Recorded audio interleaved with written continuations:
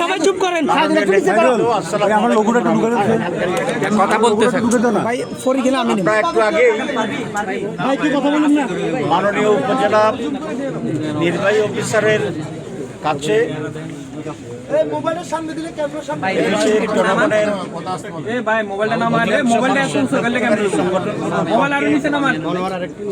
জামাত ইসলামীর মনোনয়নে আমি আল্লাহর উপর ভরসা করে, আল্লাহর সাহায্য কামনা করে 2026 সালের ফেব্রুয়ারি মাসে যে নির্বাচন অনুষ্ঠিত হবে ইনশাআল্লাহ, সেই নির্বাচনের জন্য মনোনয়নপত্র জমা দিয়েছি। আলহামদুলিল্লাহ, আপনারা আমার জন্য দোয়া করবেন এবং আমাদের মার্কা পাল্লা, এই পাল্লা মার্কায় চৌদ্দগ্রামবাসী ঐক্যবদ্ধভাবে এককভাবে সমর্থন জানিয়ে নির্বাচনের দিন আমাকে বিজয়ী করবেন। চৌদ্দগ্রামবাসীর প্রতি এই আবেদন এবং আহ্বান জানাচ্ছি। আমি অত্যন্ত আনন্দিত যে নানা প্রতিকূলতার মুখে, নানা সংশয়ের ভিতরে, নানা অপপ্রচার এবং ষড়যন্ত্রের এই বেড়াজাল ছিন্ন করে আমরা প্রতিষ্ঠিত সময়ের ভিতরে নির্বাচনের প্রক্রিয়া শুরুর আজকেই প্রথম দিন। যারা বলেছিলেন নির্বাচন হবে না, অনিশ্চিত, সেই ষড়যন্ত্র প্রাথমিকভাবে আজকে বানচাল হতে চলছে। আমরা আশা করি এই নির্বাচন অত্যন্ত সুষ্ঠু হবে, নিরপেক্ষ হবে, অংশগ্রহণমূলকভাবে হবে এবং জনগণ আনন্দের সাথে স্বতঃস্ফূর্তভাবে তাদের রায় দেবেন, যেটা বিগত 3টি নির্বাচনে তারা বঞ্চিত হয়েছে। বিশেষ করে 4 কোটি যে যুবক আছে যারা নতুনভাবে ভোটার হয়েছে, তারা এই নির্বাচনে আগামী দিনে বাংলাদেশ এবং সরকার কারা হবে সেটি বহুলাংশে নির্ধারণ। এই নির্বাচনের কয়েকটি বৈশিষ্ট্য বিশেষভাবে লক্ষণীয়। 1, এই নির্বাচনে আওয়ামী লীগ অনুপস্থিত আছে, আওয়ামী লীগ নেই। 2, এই নির্বাচনে বিএনপি একা হয়ে পড়েছে।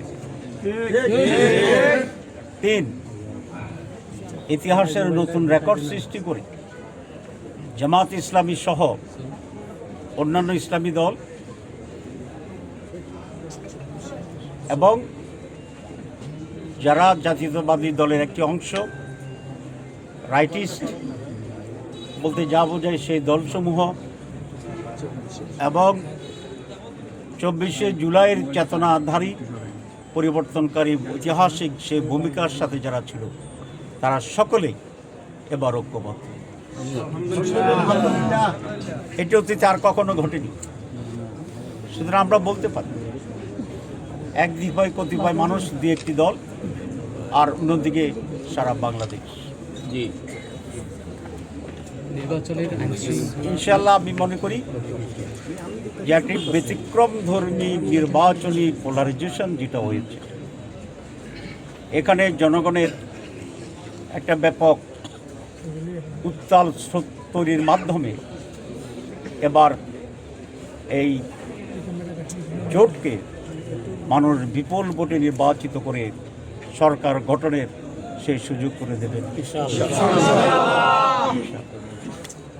আমি একটু আশা করব যে এই সরকার নিরপেক্ষ থাকবেন, লেভেল প্লেইং ফিল্ড নিশ্চিত করবেন, আইনশৃঙ্খলা পরিস্থিতি নিয়ন্ত্রণে রাখার ব্যাপারে তারা খুবই আন্তরিক থাকবেন। সিভিল এবং পুলিশ প্রশাসন, মিলিটারি, আমাদের অন্য সকল সংস্থা, নির্বাচন কমিশন স্ব জায়গা থেকে আল্লাহকে সাক্ষী রেখে ভয় করে তারা যথার্থ ভূমিকা পালন করে।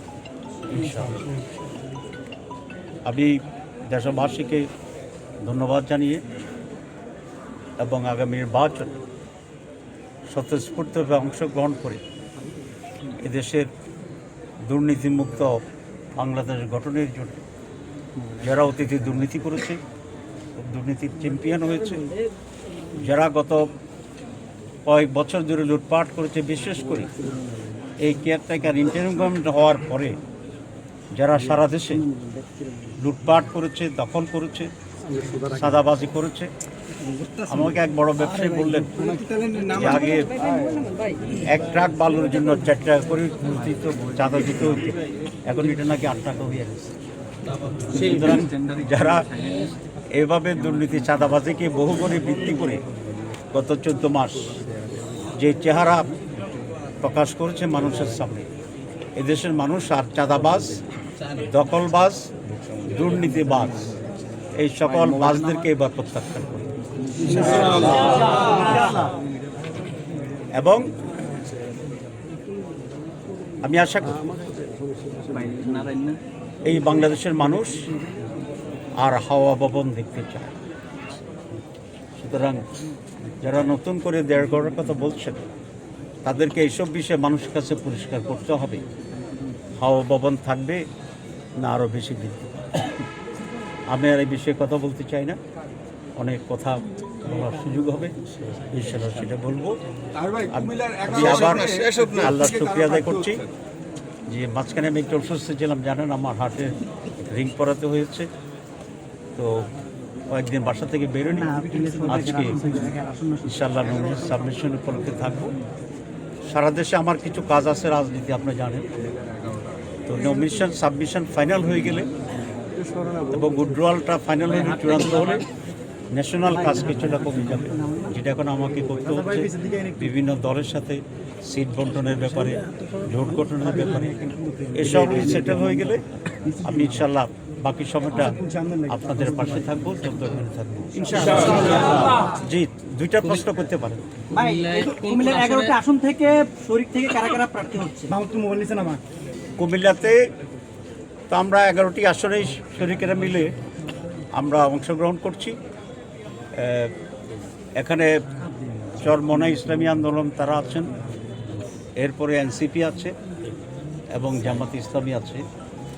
আমরা এই কয়েকটি দলেরই এখানে আছি। আর সারা বাংলাদেশের বিভিন্ন জায়গায় আমাদের মামুনুল হক সাহেবের খেলাফত আন্দোলন আছে, খেলাফত মজলিস আছে, তারপরে মঞ্জুরদেরটা হচ্ছে এবি পার্টি আছে, কুমিল্লায় এবি পার্টি। কুমিল্লা কোথায় হাসনাত আব্দুল্লাহর আসন ছেড়ে দিয়েছেন শুনলাম? হ্যাঁ, আমরা হাসনাত আব্দুল্লাহর ছেড়ে দেইনি, আমরা জোটের ভিত্তিতে ওটা হাসান আব্দুল্লাহ পেয়েছি।